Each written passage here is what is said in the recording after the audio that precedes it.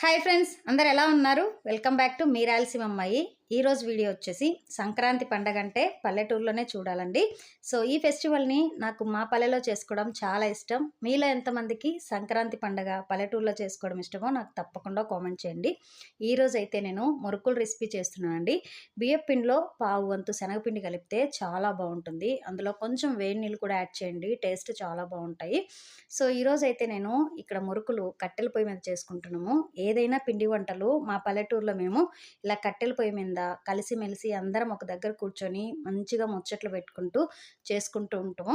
So ఆ పని మాకు చేసినట్టు కూడా అనిపించదు. చాలా బాగుంటాయి కట్టెల పొయ్యి మీద ఈ పిండి వంటలు చేస్తే. ఈ సంక్రాంతి పండగకి మీరు ఎన్ని పిండి వంటలు చేశారు? మీ పండగ ఎంతవరకు వచ్చింది? మీరు ఎలా ఎంజాయ్ చేస్తున్నారు? మీరు పల్లెటూరులో చేసుకుంటున్నారా, సిటీలో చేసుకుంటున్నారా? నాకు తప్పకుండా కామెంట్ చేయండి. మరిన్ని వీడియోల కోసం మన ఛానల్ని సబ్స్క్రైబ్ చేయండి. Thank you for watching.